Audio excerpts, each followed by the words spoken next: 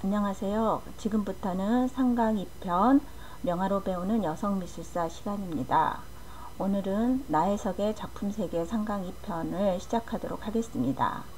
나혜석은 식민지 조선 봉건사에서 여성으로 산다는 것이 어떤 의미가 있고 어떤 것을 해야 되는지 먼저 선구자적으로 앞서갔던 인물입니다.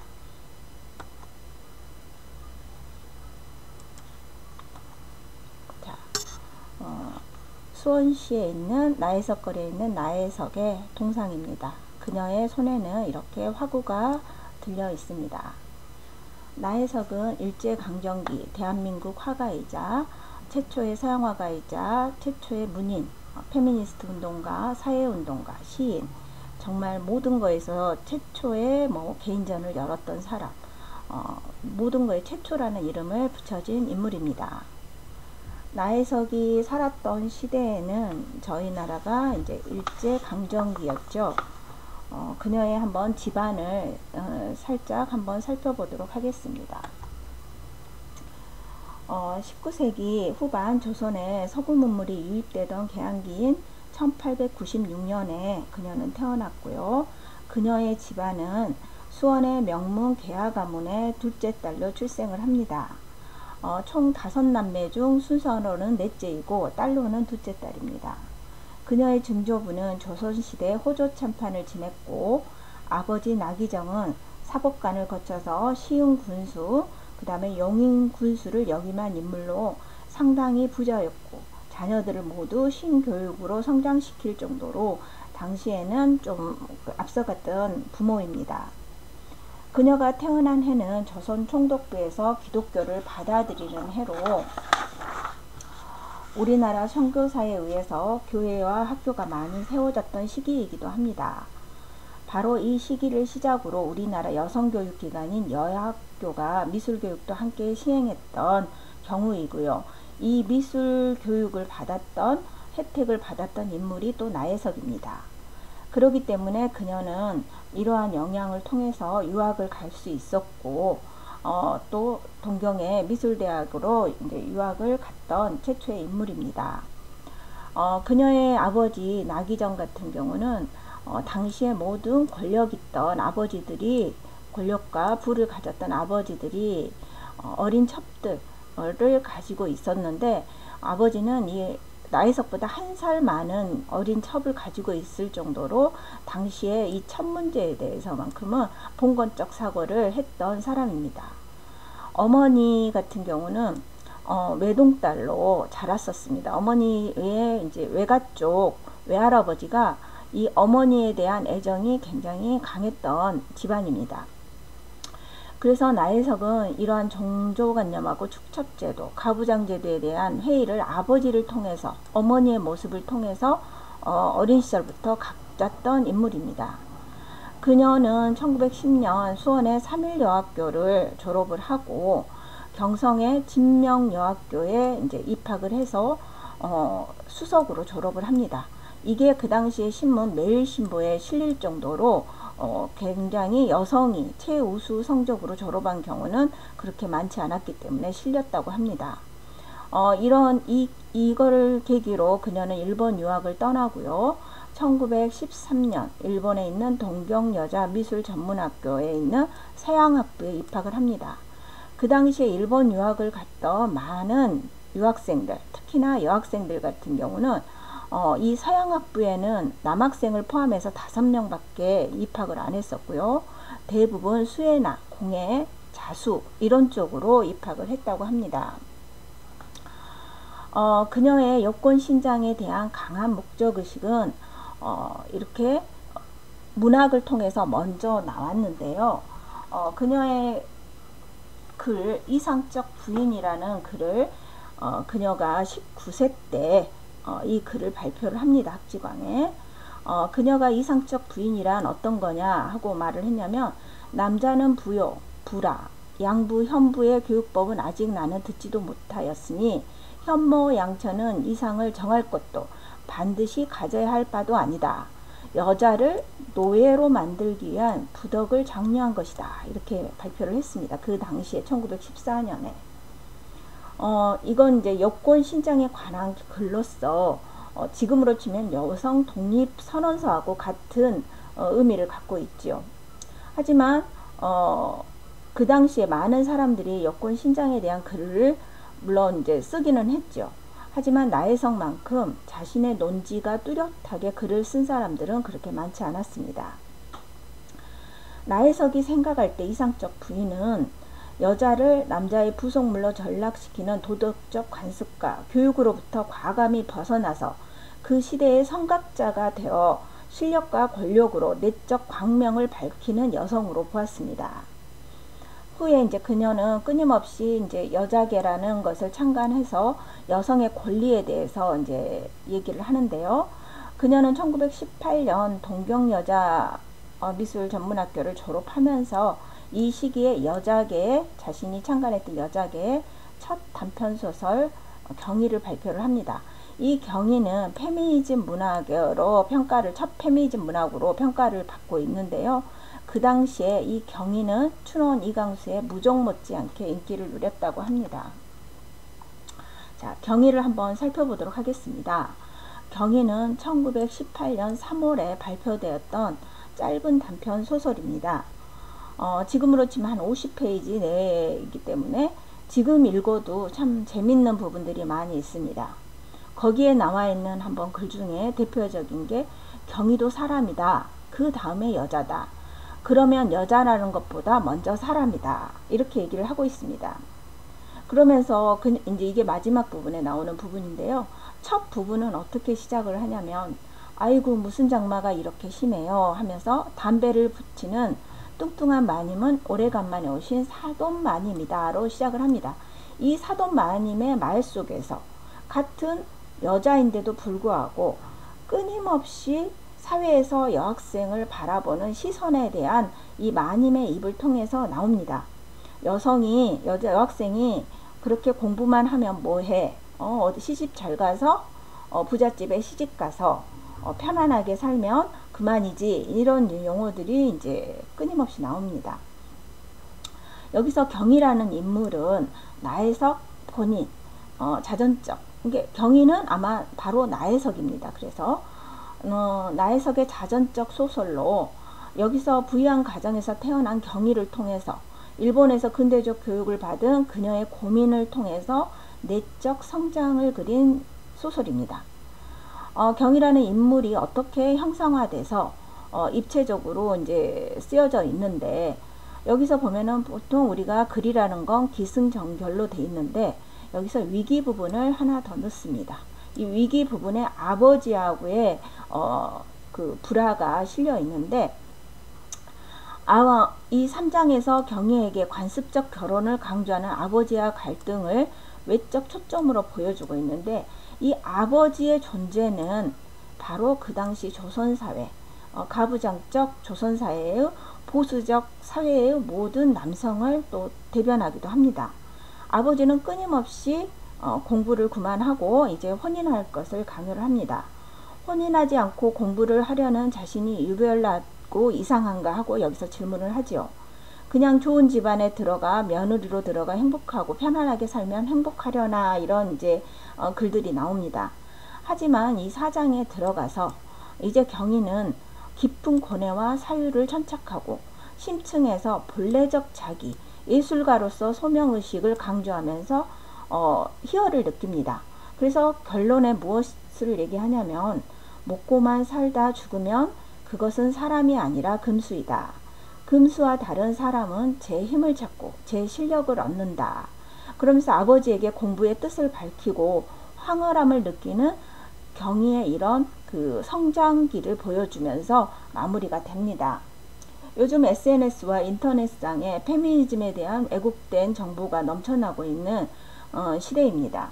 이런 시대에 경희라는 인물을 통해서 경희가 얼마나 당당한 인물, 단단한 인물인지 보여주고 있습니다. 나혜석의 말년도 이 경희처럼 마무리가 됐다면 얼마나 좋았겠습니까? 여기서 보면 예술가의 소명의식을 밝힌 경희를 통해서 새벽의 빛과 같은 유무생물의 존재성을 확인하는 신성의 시련을 거쳐서 금수와 다른 자율적 인간, 사람의 정체성을 확인하는 경험으로 이제 구체하면서 마무리됩니다. 그래서 경의의 황홀한 정신이 자각되는 영적 성장과 신미안이 확장되는 수사적 비유도 꽤 잘 쓰여져 있습니다. 여성이 소설을 쓰게 된 이유는 여성 해방과 밀접하게 관련이 되어 있습니다. 근대 문학, 특히나 우리나라 근대 문학의 발생과 여성 해방 사상의 유입은 서로 관련이 있습니다.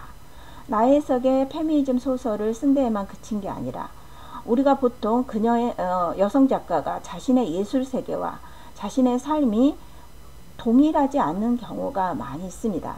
하지만 나혜석 같은 경우는 자신의 소설, 자신의 이론, 사상, 그리고 자신의 삶이 일치하는 이러한 그 여성 페미니스트로서의 예술가로서의 모습을 가지고 있는 작가입니다. 그렇다면 나혜석의 화가로서의 모습을 한번 보도록 하겠습니다. 나혜석 같은 경우는 대표적인 풍경화 작가이기도 합니다. 나혜석이 초창기에 그녀의 초창기는 다 풍경화였는데요. 그냥 풍경이 아닌 봄이 오다라든가 농가 이런 거에서는 그 당시에 일본을 통해서 영향을 받았던 잉산파적인 요소들을 강하게 보여주고 있고요. 천우궁이나 이런 것들은 건축물이 들어간 풍경화입니다. 이것도 최초로 어떻게 보면 이런 것들 또한 최초로 나혜석이 했던 것입니다. 그 당시에 조선일보에 써져 있는 그녀의 작품 평을 보겠습니다. 배치와 윤곽이 정돈된 점으로 보든지 석축한 정원의 단조한 색채를 잘 처치했다는 평을 받고 있습니다.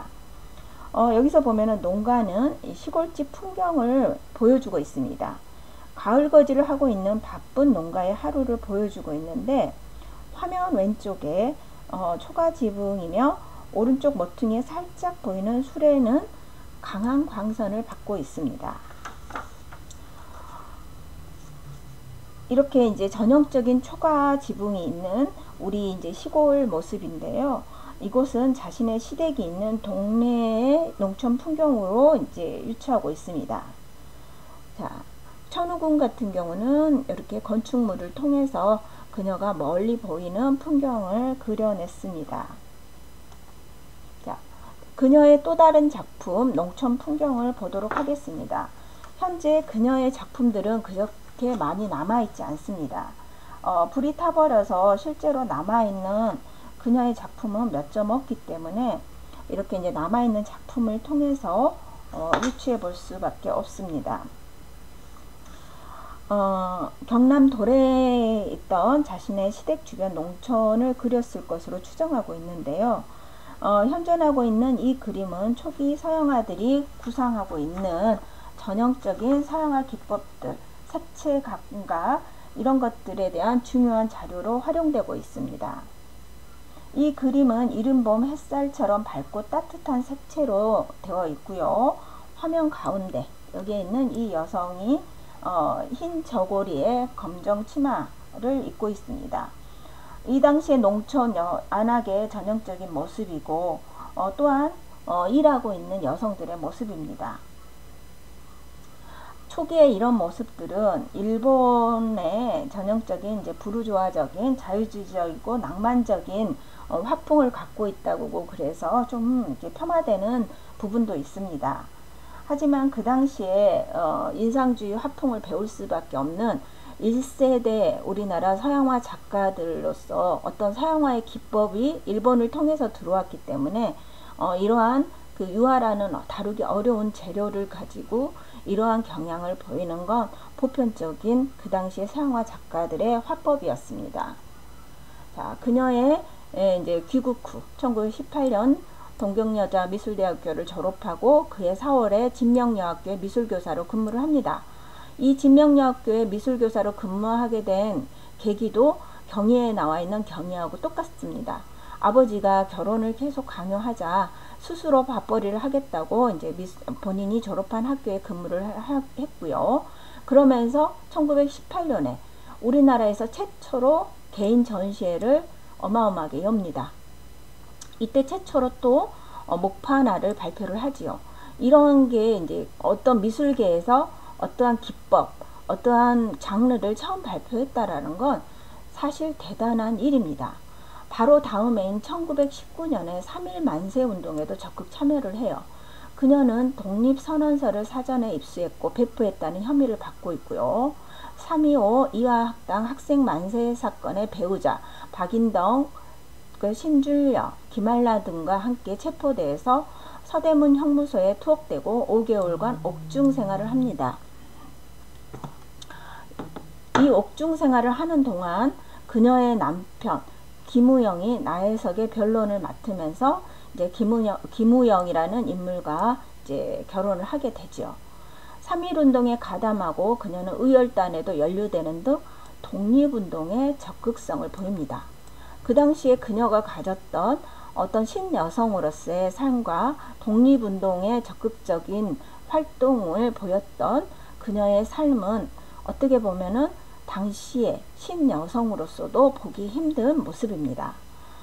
조선 총독부의 조선인 차별과 여성 인권 향상이라는 부분과 봉건적 인수적 관념의 억압성을 드러내는 글들을 썼는데요. 워낙 사회로부터 탄압이 심했던 시기이기 때문에 가명으로 글을 쓰기도 했습니다. 그래서 나혜석이라는 이름 외에도 상당히 많은 글이 더 있을 것이라고 보고 있습니다. 그녀는 1920년에 김우영과 결혼을 하면서 이 김우영과의 사랑일기도 신문을 통해서 드러냅니다. 이렇게 자기의 사생활을 드러내면서까지 나혜석은 자신이 살았던 삶을 통해서 그 당시에 여성의 삶을 드러내고자 했습니다. 이렇게까지 자기를 대표되는 조선의 여성이 처한 여러가지 문제를 알리고 싶었던 그녀의 열망은 그녀의 글을 통해서 훨씬 더 많이 보여주고 있습니다. 1920년대 신여자의 저것은 무엇인고가 발표되었는데요. 그 다음에 바로 김일엽 선생의 가정생활이라는 4장 목판화가 발표됩니다. 나혜석과 김일엽은 일본 유학 때 세이토라는 일본 최초의 페미니스트 잡지를 통해서 여성 해방운동에 눈을 쳤던 1세대 여성 운동가입니다. 그녀들은 남녀 평등론을 넘어서 여성 해방론에도 관심을 가졌던 최초의 인물입니다. 그녀들은 노르웨이 작가 입센의 인형의 집을 번역을 했고요. 또한 여기서 보면은 나혜석은 인형의 가라는 시도 씁니다. 자유를 향해 남편과 자녀를 두고 집을 떠난 인형의 집에 노라라는 인물이 자신과 굉장히 닮아 있다고 느낍니다. 1921년에 개벽지에 발표한 목판화 개척자, 이 개척자라는 목판화는 한국 근대판화의 효시로 손꼽히기도 합니다. 자, 개척자입니다. 뜨거운 태양 아래에서 밭을 일구고 있는 농부의 뒷모습을 그리고 있습니다. 이 농부는 조선인, 열심히 일하고 삶을 개척하는 조선인을 상징하고 있습니다.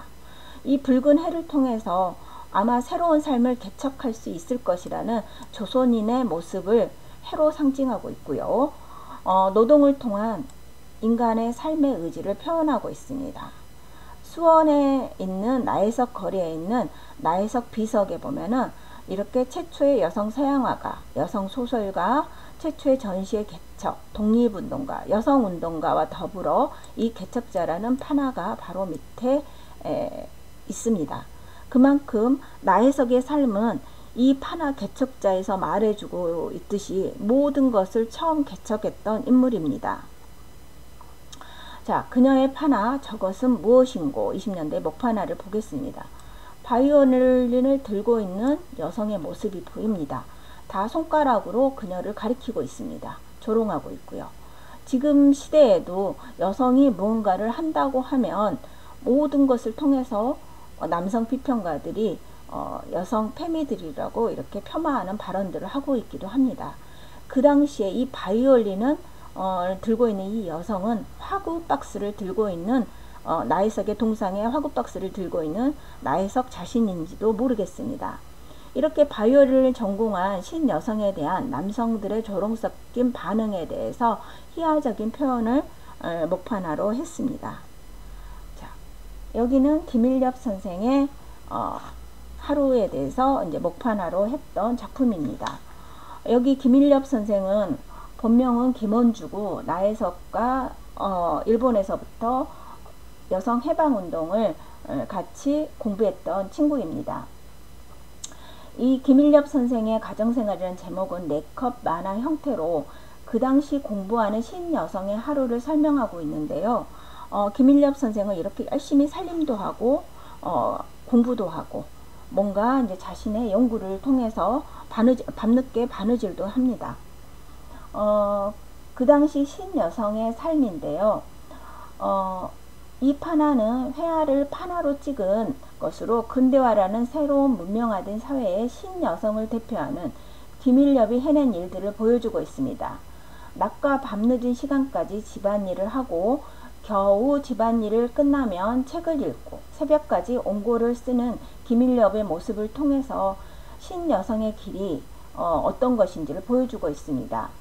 1920년대 신여자를 창간한 인물인 김일엽은 그 당시에 신학문을 공부한 신여성이었고 여성의 지위에 대해 문제인식을 한 1세대 작가이기도 합니다. 자, 1920년대에 김우영의 청원을 받아들였는데 이 김우영은 오빠의 친구이기도 합니다. 이 김우영과 결혼하면서 나혜석은 4가지 조건을 답니다. 지금 생각해도 대단하게 혁신적인 일입니다. 평생 지금처럼 사랑해 줄 것, 그리는 것을 방해하지 말 것, 시어머니와 전실딸, 김우영은 이미 이제 사별한 아내가 있었고 그 아내가 낳았던 딸이 있었습니다. 전실딸과는 별거하게 해줄 것, 나혜석이 너무도 사랑했던 연인, 오빠의 친구였던 최승구의 묘지를 비석을 세워줄 것. 김우영은 이 4가지를 다 받아준다고 했습니다. 하지만 실제로 받아준 것은 이 4번째 뿐입니다. 이 4번째만 하더라도 그 당시의 입장에서 보면 대단한 것이었습니다. 이 나혜석과 김우영에 대한 이 결혼 이야기는 그 나혜석의 친구인 염상섭의 해바라기라는 소설을 통해서 다시 쓰여졌습니다. 김우영이라는 인물은 처음에는 반일 변호사로 활동했기 때문에 3.1운동 당시 독립운동가의 모습을 가지고 있었습니다. 그때 당시에 나혜석의 변론을 맡아서 나혜석의 마음을 샀고요. 그래서 이제 그 당시에 열렬히 사랑했던 나혜석과 결혼을 합니다. 하지만 후에 친일 인명사전에 올라 있을 정도로 친일 인물로 변심을 했던 사람입니다. 하지만 이제 나혜석은 이러한 김우영과 결혼한 후에도 여성으로서의 진보적인 삶을 이어갑니다. 1921년에 내청각에서 70여 점, 지금도 이 70점 정도의 개인전을 하는 여인은 그렇게 많지 않습니다. 이 70점 정도의 개인전을 했을 당시 나혜석은 그 만삭의 몸이었습니다. 이때 당시 장녀 김나열을 출생을 했고요. 1922년에는 제1회 선전, 그러니까 조선미술전람회가 1922년에 생겼는데 이때 당시에 봄 농가라는 작품을 통해서 입선을 합니다. 그 당시에 조선인은 고이동, 나혜석, 정규혁 이렇게 3명 뿐이었습니다. 1922년에 남편 김우영이 만주, 일제, 만주, 안동현 부영사로 전보를 받습니다. 그만큼 김우영은 일제에 의해서 외교관의 활동을 했던 친일적인 인물로 이미 돌아섰습니다. 1919년 3.1운동 당시에 반일 변호사가 1922년에는 일본의 외교관의 역할을 했다고 하면 김우영은 어떤 인물인지 짐작이 갑니다. 김우영이 안동현 부영사로 있을 때 나혜석은 안동현의 여자 야학을 설립해서 적극적으로 후학을 양성하는 여자 학교를 만들었던 사람입니다. 나혜석은 김우영의 지위를 이용해서 당시 의열단 김원봉이라든가 의열당 단원들에게 거금을 송금을 하거나 무기를 몰래 반입해주는 옮겨주는 역할도 했었습니다. 이 이야기들은 1923년 항옥 경부 사건이 일어났을 때 관련자들에게 도움을 줬다라는 이야기가 이제 기록에 남아 있으면서 영화 밀정의 소재가 되기도 했습니다. 1923년부터는 제2의 선전에 봉황성 난문을 통해서 4등상을 수상을 했는데요. 이 봉황성 난문은 당시 신문에 대대적으로 실렸습니다. 한국 여성으로서는 처음 있는 일이기 때문입니다. 그녀는 이렇게 건축물이 들어간 풍경화를 이제 일반 풍경과 더불어 적극적으로 그리기 시작을 했는데요. 이 망주 봉천 풍경 같은 경우는 그녀가 만주에 있을 때 있던 봉천 지역의 풍경화입니다. 이런 유형의 작품은 후에 1933년에 인천 풍경을 통해서 비슷한 형태, 비슷한 색채를 통해서 구도와 형태를 통해서 다시 보여주고 있습니다. 1923년에 그녀는 첫 딸을 낳고 동명지에 기고를 합니다. 어미된 감상기, 모된 감상기를 쓰는데요. 어떻게 보면은 그동안 우리 조선시대에서는 어미의 마음, 엄마라는 모성이라는 건 여성이 타고나는 여성만의 고귀한 감성으로 고귀한 어떤 여성이 갖고 있는 고귀한 타고나는 심성으로 봤습니다. 근데 나혜석은 아니다. 나는 할 일이 많다. 이제야 예술이 무엇인지 인생이 무엇인지 알게 되었고 이와 동시에 나는 어머니가 되었다. 모성은 본능이 아니다. 아이를 낳는 것, 아이에게 젖을 물리는 것이 너무 고통스럽다. 하지만 조선 사회에서 여성들은 고통을 이해하지 않고 거룩한 것이니 너희가 참아라 라는 식으로만 이야기한다. 모성의 신화는 없다라고 얘기합니다. 심지어 자식은 어미의 살점을 떼어가는 악마다라고 얘기를 하면서 엄청난 비난을 받습니다. 남성 비평가 뿐만 아니라 여성에게까지 심한 비난을 받는데 나혜석은 이때 남성들에게 다시 얘기를 합니다. 남성들은 아이를 낳아보지 않았기 때문에 너희들은 말할 자격조차도 없다라고. 하지만 이런 나혜석은 후에 아이를 기르고 키운다는 모성은 아이를 키우면서 5, 6개월쯤 아이를 장시간 키우면서 점점 양육하면서 생기는 감정이라고 모성에 대해서 자신의 입장을 또 밝힙니다. 그러면서 실제로 아이들을 너무너무 사랑했습니다. 이렇게 자신의 아이들을 그렸던 그림들이 남아 있습니다. 1922년에서 25년까지 단 한 해도 빼지 않고 그것도 한 편이 아닌 여러 편의 작품들이 나옵니다. 남편 김우영은 이를 자랑스럽게 여기며 여자는 남자의 부속물이라는 말을 합니다. 이 말에 나혜석은 붕괴를 하고 1924년 3회에 선전의 초하의 오전이라는 작품 입선, 가을 정은이 4등상, 이때 또 장남을 출생을 합니다. 25년에 낭낭묘로 3등상, 26년에 천우궁으로 특선을 받았는데 이러한 나혜석의 행보가 김우영한테는 자신을 올려주는 어떻게 보면은 남편을 올려주는 여성의 행위로 표현을 해서 남자의 부속물이라는 말을 해서 이 말을 통해서 나혜석은 자신의 예술 활동에 대해서 회의감까지 가질 정도였습니다. 자, 이런 이제 김우영과 함께 일본 총독부의 포상을 받아서 세계 일주를 떠납니다. 한 2년 정도 떠나는데 나혜석은 이때 아이들이 4명이나 있었습니다. 이런 나혜석이 어린아이, 젖먹이 아이까지 떼놓고 일본 포상을 받는 남편을 따라서 세계 여행을 떠나려고 했던 이유는 그 당시에 나혜석은 그림에 대해서 굉장한 한계를 느끼고 있었습니다. 이런 나혜석에게 파리라는 곳은 자신의 예술적 한계를 뛰어넘는 공간이었습니다. 파리에 도착한 나혜석은 남편이 독일로 법학 공부를 하기 위해서 떠나는 사이에 비시에르라고 하는 당시에 유명한 파리 화가로부터 미술 공부를 다시 받습니다. 특히나 서양화 기법을 받는데 이 당시에 파리도 서양화에서는 인상주의 화법이 당시 유행하고 있었고, 표현주의라든가 입체파가 이 당시에 이제 미술계를 이끌고 있었습니다. 당시 파리 화단에는 피카소, 마티스, 브라크 같은 당시에 파리를 이끌었던 우리 서양 미술의 거장들이 함께 있었습니다. 이랬던 이제 나혜석을 김우영은 최린이라는 자신의 친구에게 나혜석을 돌봐줄 것을 부탁을 합니다. 이때 최린이라는 인물은 당시 춘도교의 교룡으로서 파리 외무부 일본으로부터 파리 외교부의 발령을 받아서 파견됐던 인물입니다. 이 최린이란 인물은 3.1운동 당시 33인 안에 들어가서 2년간 감옥 생활을 했던 인물이었고, 예술에 대한 조예가 굉장히 깊었습니다.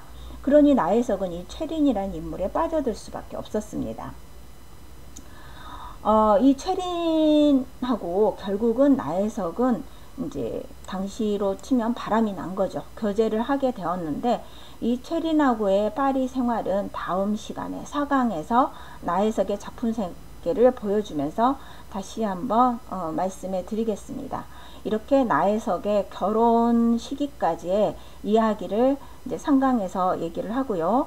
4강에서는 이 최린하고의 그 파리 생활, 그 다음에 김우영과의 이혼 후에 나혜석의 삶, 그 다음에 나혜석이 행렬병자로 이제 마감을 하고, 현재 나혜석에 대한 평가까지 마무리하도록 하겠습니다. 이렇게 해서 오늘 3강 2편까지 마치겠습니다. 감사합니다.